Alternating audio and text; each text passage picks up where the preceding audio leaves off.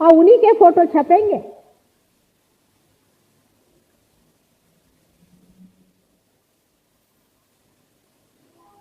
आपको मैं इसलिए कहानी बता रही हूं कि आप समझ लें आपके पास क्या चीज है, और इसको खोने के बाद आपको नहीं मिल सकती है। ये चीज ऐसी है जिस दिन खो जाएगी आपको नहीं मिलेगी। इसलिए जब आप अपना एडवांसमेंट कर रहे हैं ना, औरतें पैंटे पहने और आदमी साड़ियां, वो जरा कमती करो, जरा ठहर के देखो कहाँ हैं वो लोग, कौन से खड्डे में जाके गिरे हैं, और उसी खड्डे में सीधे जाके गिरने की कोई जरूरत नहीं। उनका गणेश तत्व टूट गया है, उनको ना पास में गणेश नाम की चीज नहीं है, पवित्रता नाम की चीज नहीं है। और जो हिंदुस्तानी यहां से जाते हैं तो नया मुसलमान ज्यादा प्याज खाता है,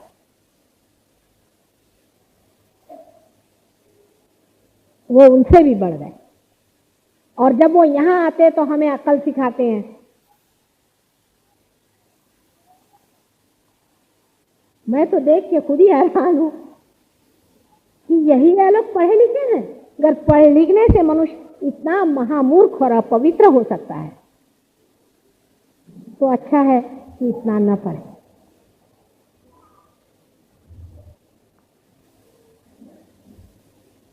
इस गणेश तत्व को जिसने बचाया नहीं, उसकी कुंडलिनी कभी नहीं खोड़ी होने वाली। लोग कहते हैं हर एक की होती है, मैंने कहा कैसे करूं? क्योंकि अगर आपके अंदर पवित्रता नहीं है तो मेरे आगे आप हाथ करके बैठे तो कोई संदेशा लेने वाला ही वहां वो सोए पड़े हैं गणेश जी, वो निद्रावस्था में है, उनको मैं कैसे जगाऊं? हालांकि हिंदुस्तानियों में ऐसे मुझे कमी मिले, कोई और वजह से हो जाता है, पर ये कम से कम नहीं होता। माँ बहन का सबको ख्याल होता है, पर वहां 10 में से एक ऐसा ही है तमाशे वाला। लड़कियां भी ऐसी और लड़के भी वैसे। अब आपके जो लड़के यहाँ बड़े हीरो बन के घूम रहे हैं वो कल वही नमूने में हो जाएंगे। आपके शिक्षा प्रणाली में ऐसी कोई सी भी चीज नहीं है जिसमें बच्चों को सिखाया जाए कि पवित्रता रखनी चाहिए अपने अंदर। हर एक चीज की अपने यहाँ पवित्रता बताई गई है।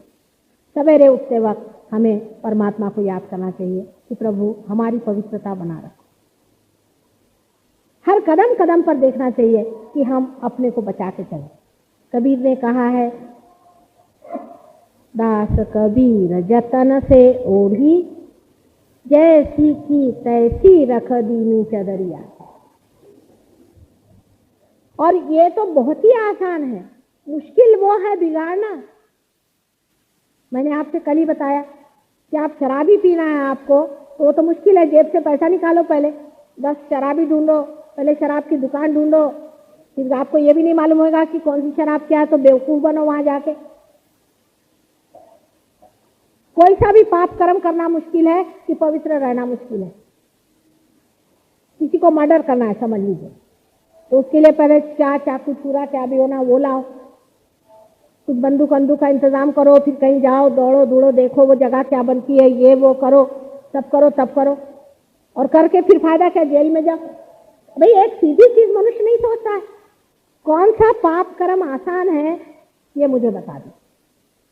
लेकिन सभी कठिन काम वाले खाना इधर से ही खाना चाहिए क्या? लेकिन वहां के लोगों को आनंद आता है पाप कर्म करने में। अभी आपने सुना होगा गियाना में बहुत लोगों ने अपने को मारा। यह दूसरा नमूना होता है, या तो इंसान दूसरे को मारता है या अपने को मारता है। जब आपके अंदर में हिंसक प्रवृत्ति आ गई, आप अगर दूसरों को नहीं मार सकते तो अब अपने ही को मारे। अपने को मारने का तरीका है शराब पियो, सिगरेट पियो और क्या क्या चीजें करो, अपने को मारो। कैंसर बनाओ, कैंसर क्या हो गया, कैंसर होगा तो क्या होगा, ठीक है।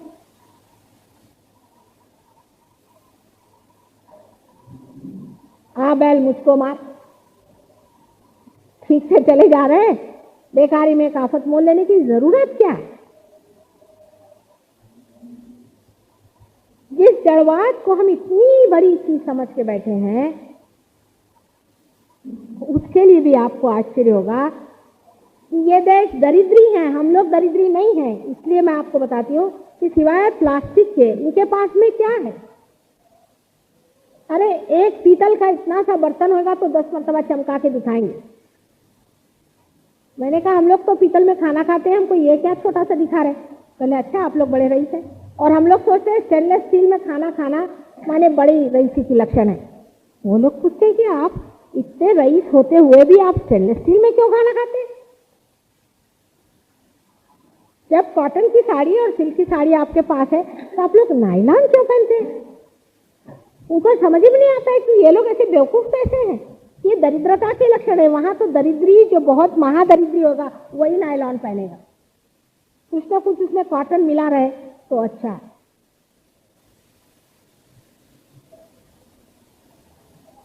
और मैं कहती हूँ कि मैं अपने देश में लोगों को कहती हूँ तो उनको विश्वास नहीं होता।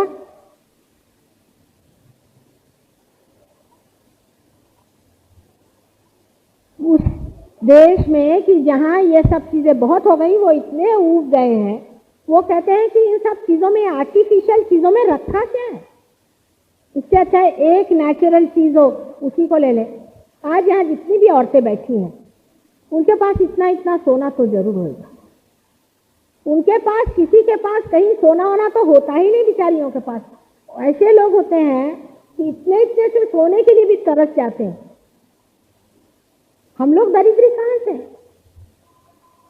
हम लोग के पास 2 कॉटन की साड़ी हो तो उनके यहाँ तो बड़े बड़े रईसों के पास में नहीं होंगे 2 कॉटन के कपड़े।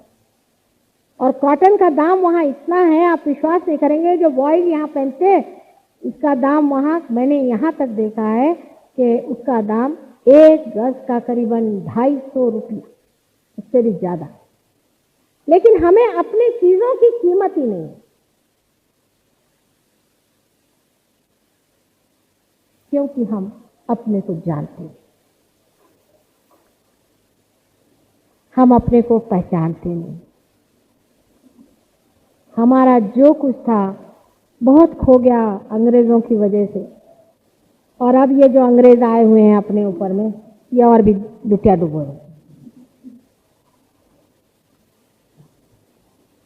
इसका मतलब कोई हिंदू धर्म मुसलमान धर्म से मेरा मतलब नहीं है। जो हमारे देश की एक संस्कृति है वो सबके लिए है। सब लोग माँ बहन को जानते हैं। एक दिन हमने एक जहाज लॉन्च किया था, उसका नाम था विश्व मंगल। तो किसी ने हमसे पूछा, अंग्रेज ने, कि मंगल का क्या मतलब। तो सब लोग सर खुजाने लगे कि मंगल का क्या होता है अंग्रेजी में।